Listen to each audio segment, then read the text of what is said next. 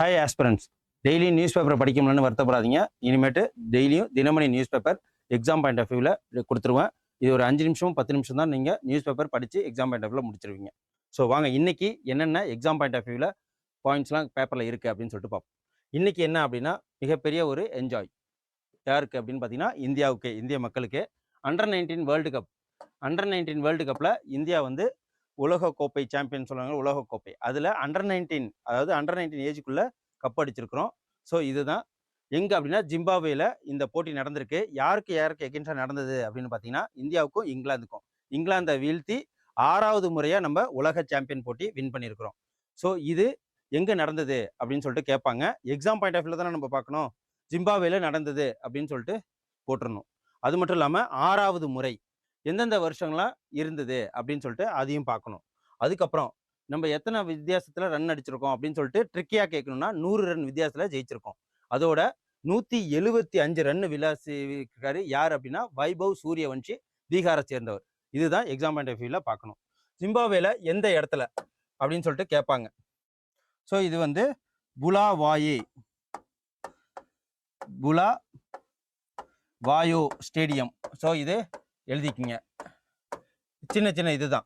அதுக்கப்புறம் ஸோ அதோட தொடர்ச்சியாக என்னென்ன இருக்குது அப்படின்னு சொல்லிட்டு பார்த்துருவோம். ஸோ இதுதான் இந்தியாவோட வேர்ல்டு கப் 6வது முறையாக இந்தியா சாம்பியன்ஷிப் பட்டம் வென்றிருக்கு. இவர் தான் வைபவ் சூரியவன்ஷி. என்ன பண்ணியிருக்காரு, பீகாரை சேர்ந்தவர். ஸோ இவருக்கு எப்போ பிறந்திருக்காருன்னா வெறும் 2011 பிறந்திருக்கிறாரு. இவர் வெறும் 14 வயசு தான் ஆகுது. 2011 மார்ச் 27 தான் பிறந்திருக்கிறாரு. பீகார் நாட்டை சேர்ந்தவர். ஸோ அதோட மட்டும் இல்லாமல் சமாஸ்கிபூர் அந்த ஏரியாவை சேர்ந்தவர், சமாஸ்கிபூர். ஸோ இதையும் நோட் பண்ணி வச்சுக்கோங்க, வேற எங்கேயும் நீங்கள் தேட வேணாம். என்னென்னலாம் சாதனை படைச்சிருக்காங்க அப்படின்னு சொல்லிட்டு பார்த்தீங்கன்னா 15 சிக்ஸர்களை அடிச்சிருக்கிறாரு. எங்க இதில் மட்டும் வைபவ் சூரியவன்ஷி அண்டர்-19 உலகக்கோப்பை போட்டியில் ஒரு இன்னிங்ஸில் அதிக சிக்ஸர்களை விளையாசிய சாதனை இவர் தான் பண்ணியிருக்கிறாரு. மொத்தம் 15 சிக்ஸர் இவர் மட்டுமே அடிச்சிருக்கிறாரு. அதுக்கப்புறம் 175 இறுதி ஆட்டத்தில் மட்டும் வைபவ் சூரியவன்ஷி விளையாசிருக்கிறார். எத்தனை இது அப்படின்னு பார்த்தீங்கன்னா 175 ரன்னு. எத்தனை பால்னா 80 பாலுக்கு 175 ரன்னு அடிச்சிருக்கிறாரு. ஸோ உலகக்கோப்பை இறுதி ஆட்டத்தில் அடிக்கப்பட்ட அதிகபட்ச ரன்னே இதுதான். இதுக்கு முன்னாடி 2012 உன்முகுத் சாந்த் 111 ரன் அடிச்சிருக்கிறாரு. அதையும் நோட் பண்ணிக்கிங்க, ஏன்னா இதை கேட்க மாட்டாங்க, அதை தான் கேட்பாங்க. இதுக்கு முன்னாடி யார் அடிச்சிருக்கா அப்படின்னு கேட்டீங்கன்னா 2012 111 ரன்னு உன்முகுத் சாந்த். இதையும் நோட் பண்ணிக்கிங்க. அப்புறம் 30 சிக்ஸர், மொத்தமாக அதிக சிக்ஸர்கள் 30 விளாசியவர் யாரு அப்படின்னா சூரியவன்ஷி வைபவ். இந்த தொடர்லேயே அதிக சிக்ஸர் அடித்தது யார் அப்படின்னா 30 சிக்ஸர் அடிச்சிருக்கிறாரு. அப்புறம் அண்டர்-19 14 வயசு தான் ஆகுது.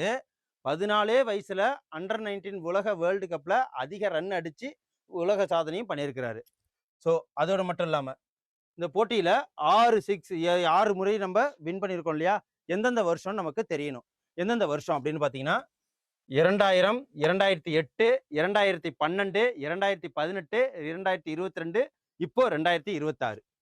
இந்த 6 வருஷமும் நம்ம வின் பண்ணி நம்ம தான் டாப் ஆஃப் த லிஸ்ட்ல இருக்கோம். ஸோ அதுக்கப்புறம் அண்டர்-19 உலக வேர்ல்டு கப்லேயே என்னன்னா 414 ரன் அடிச்சது தான் இப்போ அதிகம். இதுல ஃபைனல் மேட்ச்ல. ஸோ அதான் இறுதி ஆட்ட வரலாற்றில் அதிக ரன் அடிச்ச சாதனையும் நம்ம தான் இப்போ வச்சிருக்கோம், 411 ரன். இதுக்கு முன்னாடி யார் வச்சிருந்தாங்க அப்படின்னு பார்த்தீங்கன்னா 2024 இந்தியாவுக்கு எதிரான இறுதி ஆட்டத்தில் ஆஸ்திரேலியா 253 ரன் அடிச்சது தான் அதிகபட்ச ரன்னா இருந்தது. இப்போ அதை நம்ம முறியடிச்சு 2026 414 ரன் நம்ம அடிச்சிருக்கிறோம்.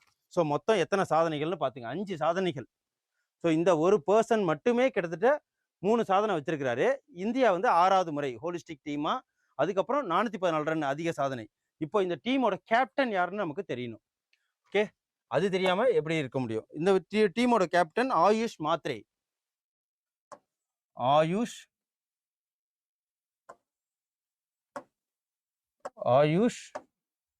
மாத்ரே இவர் தான் வந்து டீமோட கேப்டன். மாத்ரே இவர் தான் கேப்டன். ஓகே, இதையும் நோட் பண்ணி வச்சுக்கோங்க. இது முடிஞ்சிருச்சு. அதுக்கப்புறம் அடுத்தது எக்ஸாம் பாயிண்ட் ஆஃப் வியூவில் வேற என்ன இருக்கு, நம்ம வேற என்ன பார்க்கணும் அப்படின்னு பார்த்தீங்கன்னா குறு சிறு நடுத்தர நிறுவனங்களுக்கு 20 லட்சம் வரை பிணை இல்லாத கடன், எதையுமே வந்து செக்யூரிட்டி இல்லாத எம்எஸ்எம்இ அப்படின்னு சொல்லுவாங்க, medium small enterprises. Okay, micro medium small enterprises. So எந்த ஒரு இது இல்லாமல் முன்னாடி 10 லட்ச ரூபா இருந்துச்சு, இப்போ 20 லட்ச ரூபா கடன் வழங்குறதா ஆர்பிஐ கவர்னர் சொல்லியிருக்காங்க. ஆர்பிஐ கவர்னர் யாரு, நமக்கு தெரிய வேண்டியது. ஆர்பிஐ கவர்னர் யாரு அப்படின்னு பார்த்தீங்கன்னா, இப்போ வந்து சஞ்சய் மல்ஹோத்ரா. சஞ்சய் மல்ஹோத்ரா இப்போதைக்கு ஆர்பிஐ கவர்னரா இருக்கிறாரு. ஸோ இவர் எத்தனாவது ஆர்பிஐ கவர்னர்? 26வது கவர்னரா இருக்கிறாரு. இதுக்கு முன்னாடி யார் இருந்தாங்க அப்படின்னு கேட்பாங்க. 25வதா சக்திகாந்த தாஸ் அவங்க இருக்கிறாங்க. ஸோ அதையும் பார்த்துக்குங்க. ஃபர்ஸ்ட் யார் இருப்பாங்க, ஃபர்ஸ்ட் யார் இருந்தாங்க அப்படின்னு சொல்லிட்டு கேட்பாங்க. ஃபர்ஸ்ட் வந்து ஆஸ்பான் ஸ்மித், அதையும் பார்த்துக்குங்க. ஃபர்ஸ்ட் வந்து ஆஸ்பான் ஸ்மித், ஆஸ்பான் சுமித் அப்படிங்கிறவர் இருந்தார். சுதந்திரம் வாங்கின பிறகு யார் ஆர்பிஐ கவர்னரா இருந்தாங்க அப்படின்னு பார்த்தீங்கன்னா, இப்போ வந்து சிடி தேஷ்முக். சிடி தேஷ்முக் இப்போ அப்ப யாரா இருந்தா அப்படின்னா, அவர் 3வதாக இருந்தாரு. சுதந்திரம் வாங்கின பிறகு ஃபர்ஸ்ட் வந்து ஆர்பிஐ கவர்னர் இவர் தான், சிடி தேஷ்முக்.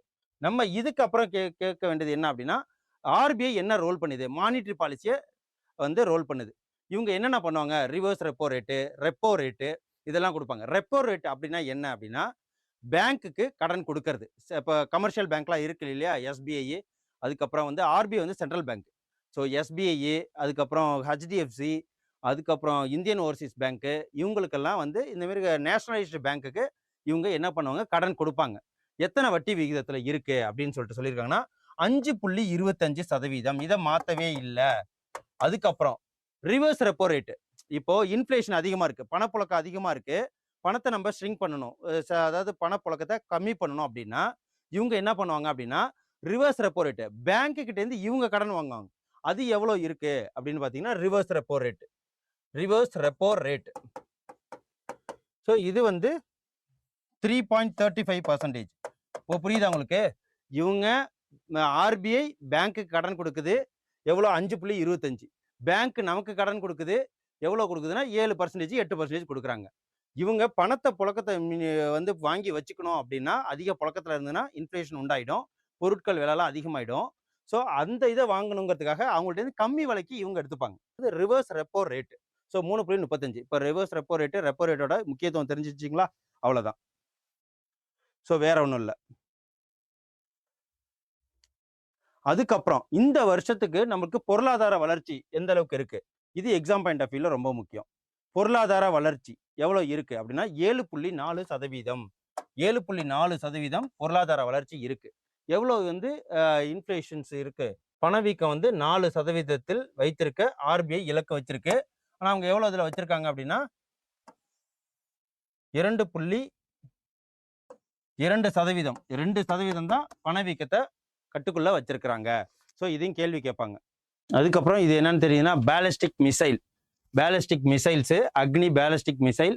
நம்ம இப்போ அக்னி 3, மொத்தம் அக்னி 5 வரைக்கும் இருக்கு. 1, 2, 3, 4, 5 அக்னி வரைக்கும் இருக்கு. இப்போ 3வது தான் இது இன்டர்கான்டினென்டல் பேலிஸ்டிக் மிசைல்.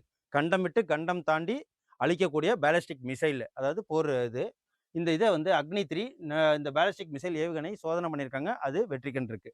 ஏன்னா ஒடிசா மாநிலம் எங்க கண்டிருக்காங்க அப்படின்னா சந்திப்பூரில். ஸோ ஒடிசால சந்திப்பூரில் இந்த சோதனை நடந்திருக்கு வெற்றிகரமாக. ஸோ அக்னி 3 இது என்ன, அக்னி 3 அப்படின்னா 3000 கிலோமீட்டர் தொலைவில் உள்ள இலக்கை துல்லியமாக தாக்குற ஒரு ஏவுகணை தான் இது. ஸோ மொத்த ஏவுகணை எத்தனை இருக்கு அப்படின்னு பார்த்தீங்கன்னா, அக்னி 1, அக்னி 2. அக்னி 1 பாலிஸ்டிக் ஏவுகணை மிசைல் 700 கிலோமீட்டர் டிராவல் பண்ணி தாக்கும். அக்னி 2 2000 கிலோமீட்டர் தாக்கும். அக்னி 3 3000 கிலோமீட்டர். இது ஈஸி தான் ஞாபகம் வச்சுக்கிறதுக்கு. அக்னி 4 4000 கிலோமீட்டர். அக்னி 5 5000 கிலோமீட்டர்.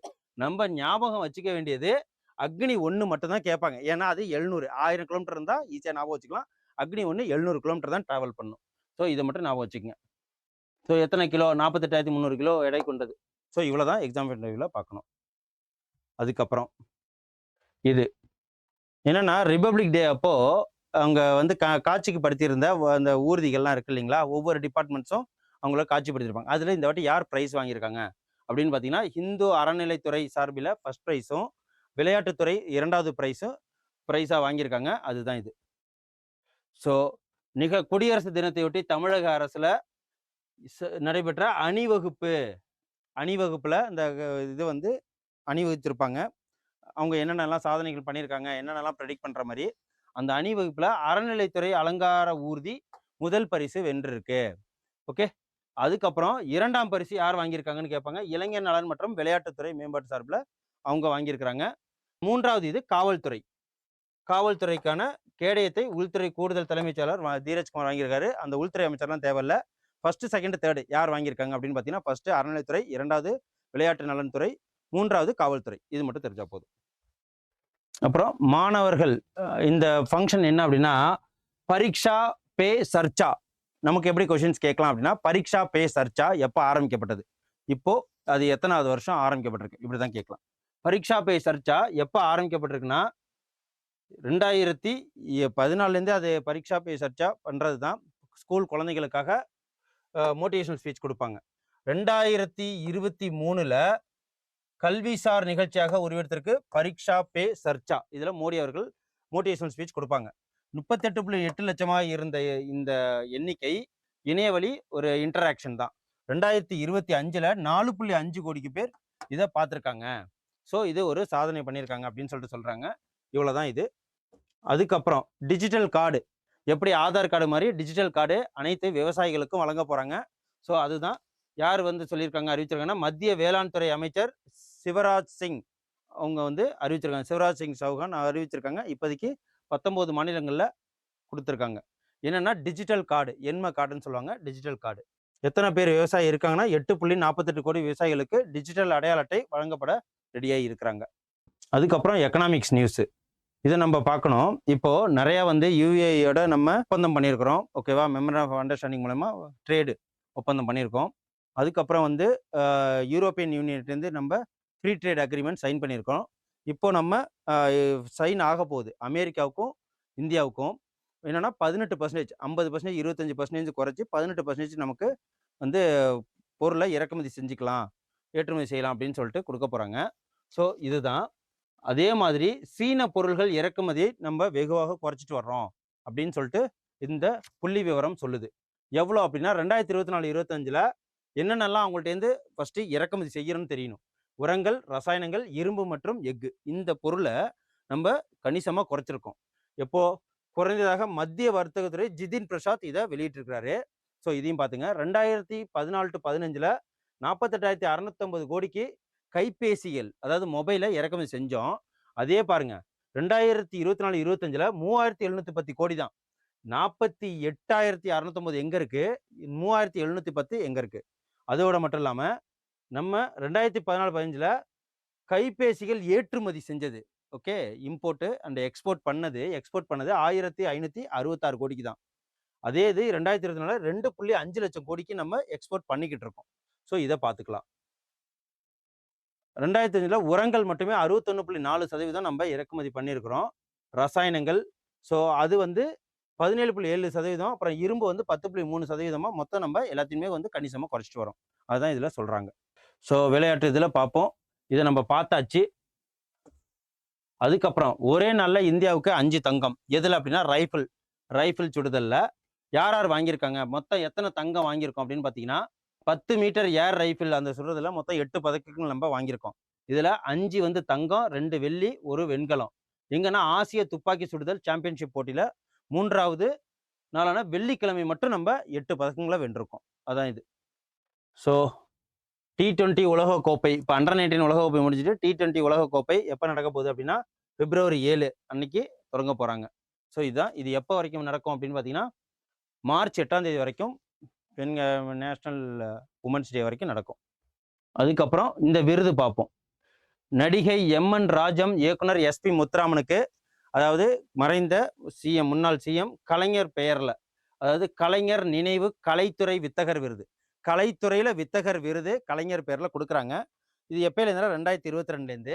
ஸோ இந்த வருஷம் 2024க்கு MN ராஜமும் 2025க்கு முத்துராமன் அவர்களையும் வாங்கியிருக்கிறாங்க. இதுக்கு எவ்வளோ ப்ரைஸ் கொடுக்குறாங்க அப்படின்னு சொல்லிட்டு பாருங்க. ஸோ 2023ல் மு மேத்தா அவர்களுக்கு வழங்கப்பட்டிருக்கு கலைஞர் விருது, அதாவது கலைஞர் நினைவு கலைத்துறைக்கான வித்தகர் விருது, கலைத்துறைக்கான வித்தகர் விருது, கலைஞர் வித்தகர் விருதுன்னு கூட ஞாபகம் வச்சுங்க. அதுக்கப்புறம் 2023 3இல் கவிஞர் மேத்தாவுக்கும் பின்னணி பாடி சுசீலாவுக்கும் வழங்கியிருக்காங்க. 2024ல் எம்என் ராஜம், 2025ல் எஸ்பி முத்துராமன் அவர்களுக்கு இவங்களுக்கு 10 லட்ச ரூபா நினைவு பரிசு மு.க. ஸ்டாலின் அவர்கள் கொடுக்குறாங்க. ஸோ இவ்வளோதான். 2022ல் யார் வாங்கியிருக்காங்க? 22ல் வந்து எழுத்தாளர் வசனகர்த்தா ஆரூர் தாஸ் வாங்கியிருக்காங்க. ஃபர்ஸ்ட் ஆரூர் தாஸ், மு மேத்தா, அதுக்கப்புறம் பி சுசீலா, அதுக்கப்புறம் எம்என் ராஜம், அப்புறம் முத்துராமலிங்கம். ஸோ இது எல்லாத்தையும் நோட்டீஸ் பண்ணி வச்சுக்கோங்க. ஸோ ஓகே, அவ்வளோதான் இன்னைக்கு உண்டான news paper. Exam point of வியூவில் உங்களுக்கு எல்லாம் கொடுத்துட்டேன்னு நம்புறேன். ஸோ எப்படி இருக்குன்னு கமெண்ட் பண்ணுங்கள், சப்ஸ்கிரைப் பண்ணுங்கள், ஷேர் பண்ணுங்கள். இனிமேலுக்கு நியூஸ் பேப்பர் ரீடிங் ஈஸியாக நம்ம முடிச்சிடலாம் டெய்லியும். நன்றி, வணக்கம். நாளைக்கு உங்களை ஒரு புது நியூஸ் பேப்பர் ரீடிங்கில் உங்களை சந்திக்கிறேன். Thank you. Send a map. You dare to dream, we care to accomplish.